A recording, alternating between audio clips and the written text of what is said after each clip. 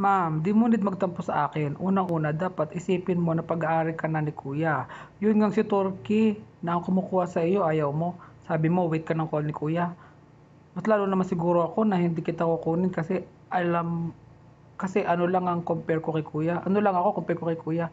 Ma'am, kung hindi ako concerned sa'yo, sana hindi kita tinawagan kaagad nung sinabi ni Turkey na kailangan ka niya.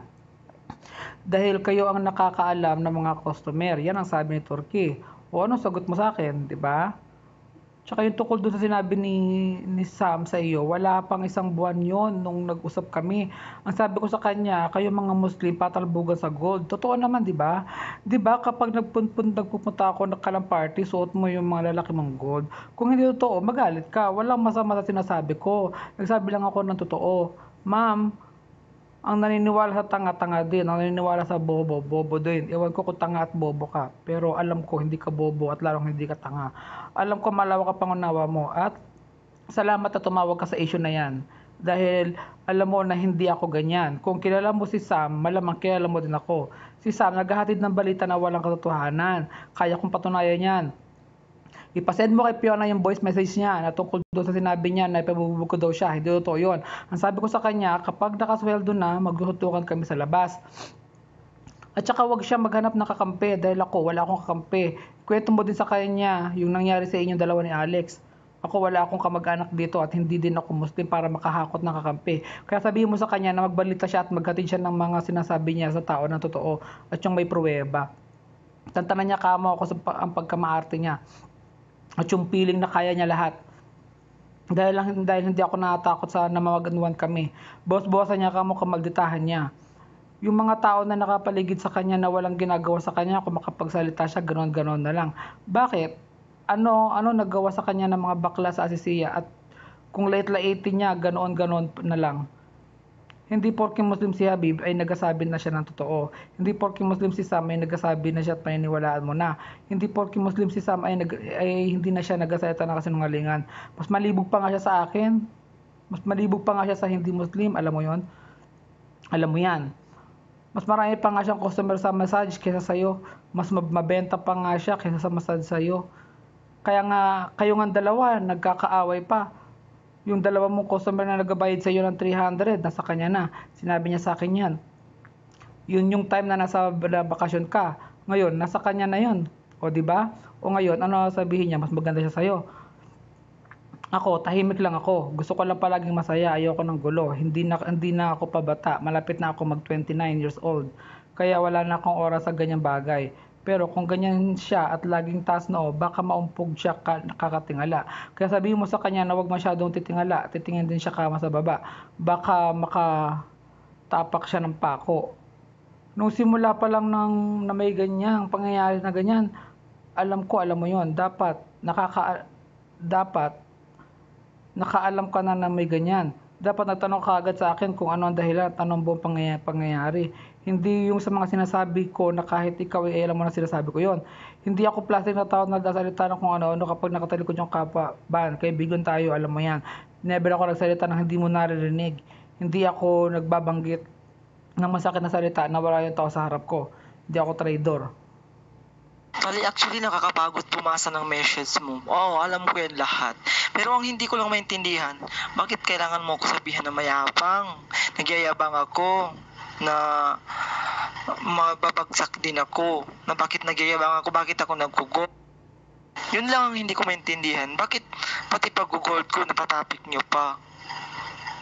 Kahit mapuno pang ligo, mapuno pang kamay ko, wala naman kayong pakialam. Kasi akin yun binibili ko yun una ako naaapakan na tao.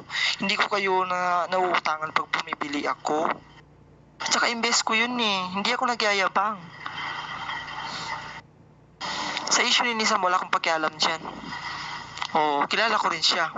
Pero ang hindi ko nang maintindihan, bakit kailangan mo ko sabihan ng mayabang? Ano bang pinagyabang ko sa'yo? At kung nakita mo naman ang binibili ko ng mga gold, hindi pagyayabang yun. At doon naman sa issue na may tampo ako sa'yo, oo, may tampo ako sa'yo, alam ni Andy yan, alam ni Minaj yan. Sinabi ko sa kanila, siguro nakwento din sa'yo. Oo, tinawagan mo nga ako, pero hindi ka nang tumawag ka sa akin kasi may napasukan na ako. At nagdampo ko sa'yo nung tumawag ako sa'yo dati na puno na kayo, na ate pwede pang singit mo na ako dyan. Dati pa, nung di pa ako nakabakasyon, nung lumayas ako kay kuya. Tapos agad-agad sinabi mo sa akin na, wala, puno na, hindi ka man lang nag-explain na, pasensya ka na kasi puno na kami. Nasa tuwing nagpapaalam ako kay Minaj kung pwede ba akong pupasok sa'yo, kila Andy, ang sagot nila sa akin, kausapin mo si Tali kasi si Tali ang namamahala. O diba? Tawagan mo nga ako, tumawag ka sa akin.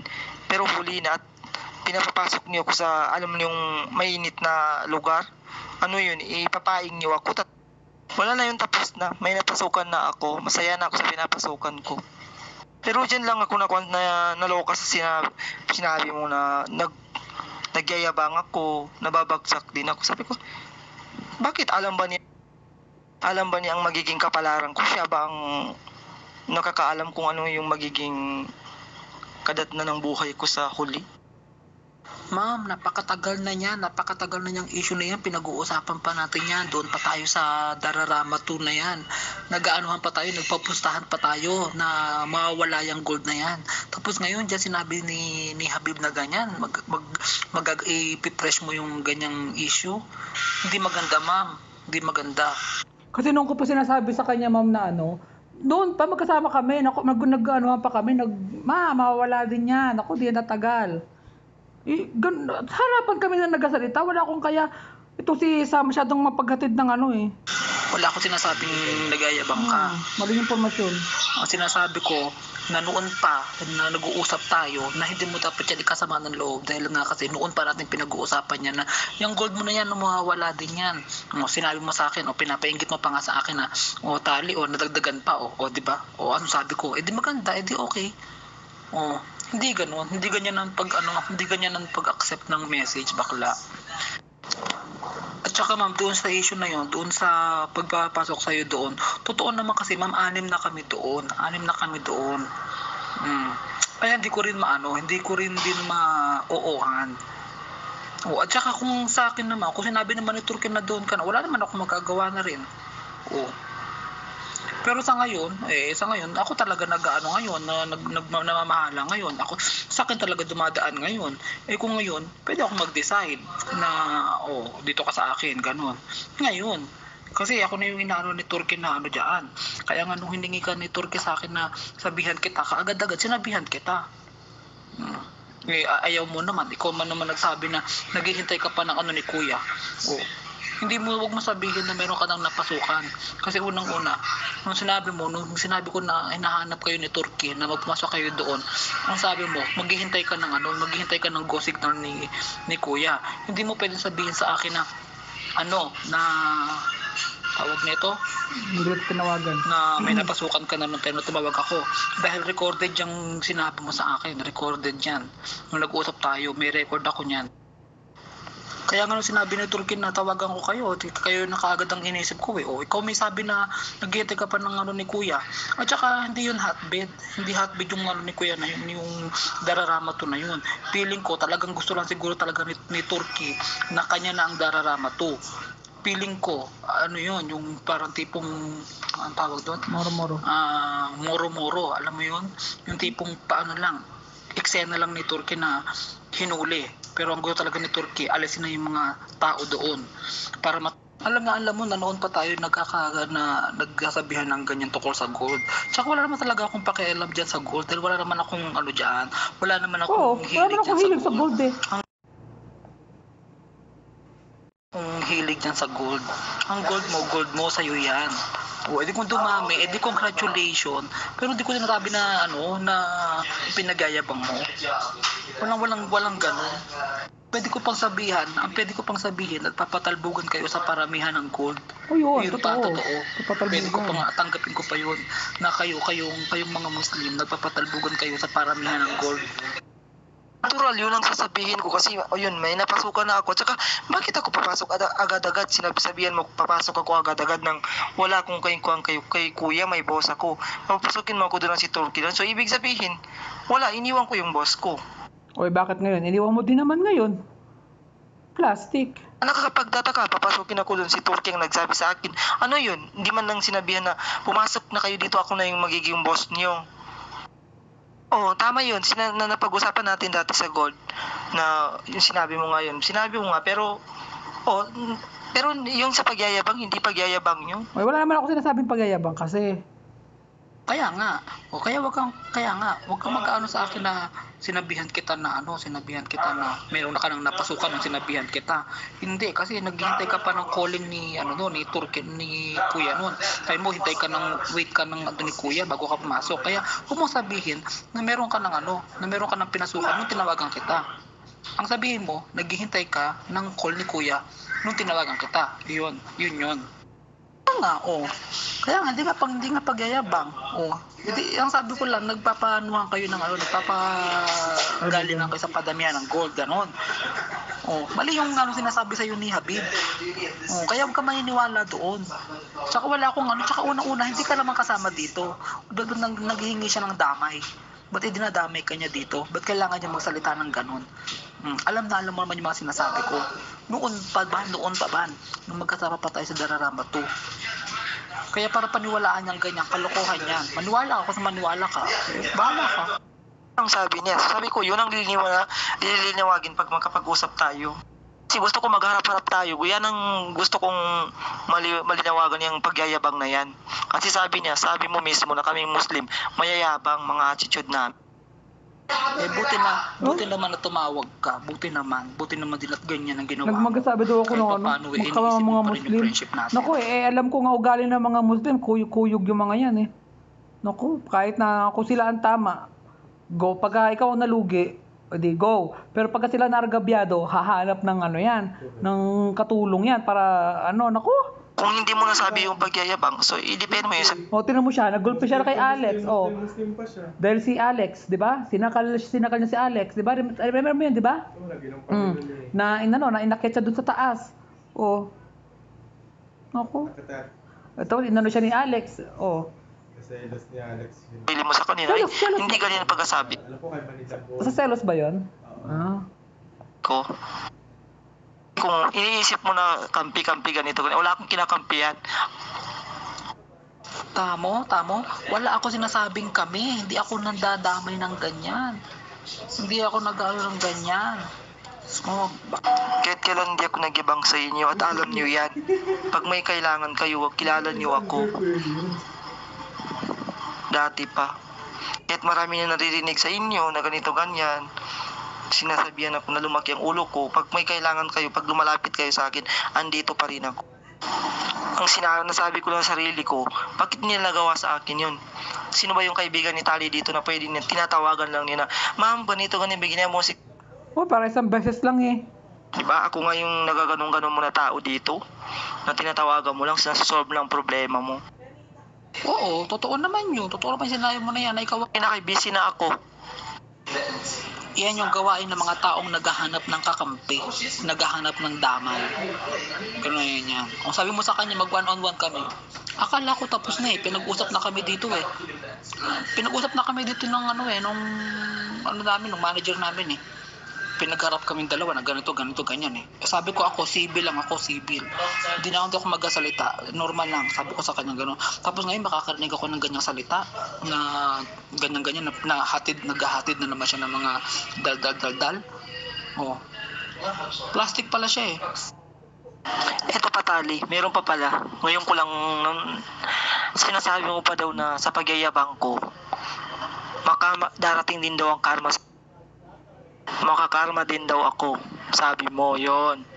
Makarma din ako sa pagyayabang ko. Walang katotohanan yan. Kaya nga, magharap-harap tayo tatlo para malinaw ito.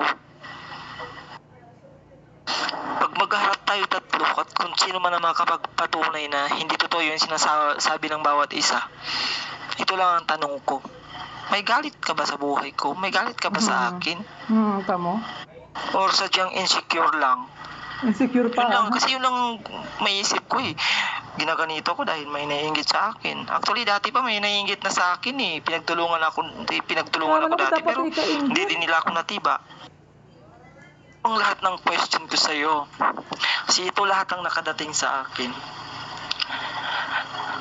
Big question sa'yo ito. Sabi mo sa akin na kami Muslim, mayayabang, feeling mayaman, na makakarma din. Bakit ba? May galit ba? May galit ka ba sa akin, Tali? Ako. Never mo marinig sa akin yan tungkol sa ganyang mga salitang mayabang na yan, lalo na para patungkol sa Muslim. Never. Ano naman yung karma? Bakit ako makakarma? Anong ginagawa ko sa buhay mo? Bakit ako karmahin? May ninakaw ba ko sa'yo ganon? Yung nagsasabi niyan sa'yo, sinungaling. Na feeling mayaman ako? Ano yun? So, naniniwala ka ba na sinasabi ko yon? Yung nagsasabi sa inyo, dagdag bawas. Mga kwento ni Habib. Oo, wala ako sinasabing ganyan. At wala tayong pinagawayan para magsalita ng ganyan. Ito lang ang masasabi ko sa iyo. Maaring oo, maniwala ako. Maaring hindi. Ibig sabihin, pwedeng hindi, pwedeng oo. Magharap tayo. Kung mapatunayan mo na hindi totoo, pwedeng hindi ako maniwala. Yun lang yun. Well, it's up to you. Pero kahit kailan, hindi ako nagsalita ng ganyan. Nakasama mo ako, ma'am. Si Habib lang naman ang pwede magsabi ng ganyan sa iyo. Si Habib wala pa isang buwan na nakasama ko. Konting luwang ng isip. Isip-isipin din kung minsan. Si Fiona, di ko naman nakakasama. Wala akong sinasabihan ng ganyan. Kailan tayo maghaharap? Sige. Kailan kayo pupunta ng hotel? Hintayin ko kayo. Kailan kayo pupunta ng hotel? Mayroong Hintayin ko doon kayo. na pwede natin pagkitaan, doon tayo mag-usap-usap. Sige, kausapin mo yung nagdadaldal sa iyo niyan, putang ina niya kamo. Kung sino siya nagdadaldal sa iyo niyan, putang ina niya, kung sino man siya. Go, harapan tayo. Sige, huwag kang mag-alala, harapin ka namin. Ilan yan, Ban? Ilan kayong harapin ko? Kasi alam ko, wala akong sinabing ganyan eh. At saka ba yung mga tanong mo, bakit ganon? Bakit parang confirm na totoo yung sinasabi? Kung maghaharap-harap, bakit ka parang sa tono ng salita mo, bakit parang naniniwala ka na? Ba't ganon? Ba't ganon yung tanong mo sa akin, Talia? Ano ba yun? Inggit ka ba sa akin? Insecure ka ba sa akin? Ano ibig sabihin? Ibig sabihin parang naiinggit ako. Kung naiinggit ako sa'yo, ibig sabihin yung nagsasabi sa'yo, pinaniniwalaan mo, ganon? Lagi mong tatandaan ba na ang taong may galit hindi magsasalita ng mabuti laban sa'yo. Kaya kung sino man yung nagsasabi sa'yo na yan, for sure may galit sa akin yan. Yun lang yun. At hindi ako na mayroon siya sasabihin na mabuti na nanggaling sa akin. Dahil syempre may galit. Tandaan mo yan.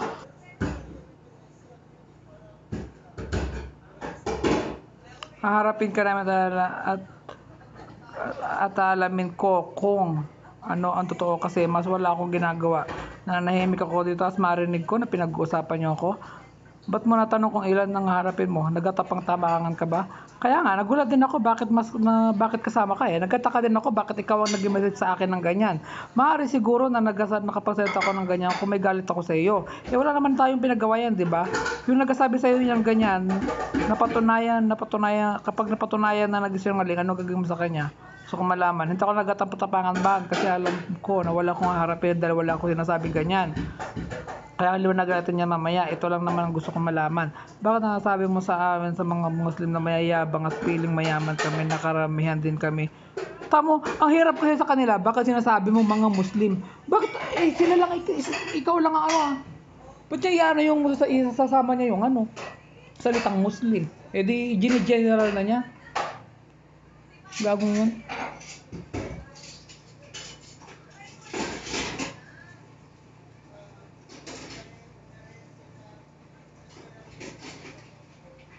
Kaya nga, mamaya pag mag-uusap na tayo, itipid mo yung sarili mo kung hindi mo nasabi.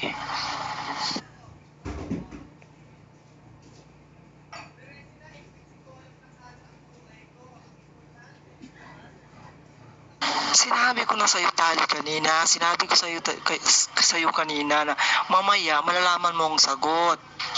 Kung hindi totoo yung sinasabi mo, hindi ako maniniwala. Pero kung totoo, maniniwala ko, di ba? Mamaya mag-uusap. Hindi ako tanga-Tali para huliin mo yung mga lumalabas sa bibig ko. Bakit? Bakit mo ko uunahan ng mga gagawin ko? Gawin ko lang. At aalamin ko kung totoo, di may maririnig ka rin sa akin. Ganon. Paharapin mo si Turkey, dadami mo si Turkey, ganon. Ibig sabihin nun, Wala kaming gagawin sa'yo, Tali. Wala kaming gagawin sa'yo, lilinawin lang. Bakit mo ipapaharap si Turkey?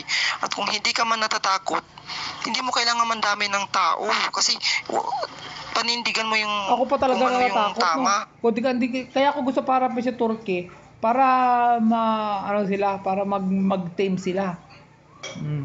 Para may kasi alam ko sila, mga war freak sila eh. Ano, ipahuhuli mo kami sa kanya? Oh, Ikaw pa lang sila ulo. Wala kaming gagawin sa iyo. Andun sila Minaj, sila Pink. Sila ang saksi. Huwag kang matakot, wala kaming gagawin sa iyo. Kilala mo ako. O baka gusto mo sa restaurant tayo, sa private tayo. Isama mo sila Pink. Hindi totoo yung mga sinasabi mo. Sabi mo hindi totoo. Tapos natatakot ka. Anong sama-sama, ganun lang? Saudi at saka Muslim, wala yan kay Turkey. Wala kaming pag-usapan ni Turkey. تالي أنا يبغى 2 عام اللي هو شغل سوا ماك أول بعدين ماك الحين سكر. Hindi ko kailangan yan, Tali. Hindi ko kailangan yan. Wag mong isingit yan. Hindi ko sa'yo, hindi ako papasok kay Turkey. Nagtatanong-tanong ka, ilan ang haharapin mo, tapos yung pala dami ka ng Saudi. Wala kaming gagawin sa'yo. Ano kami, tanga?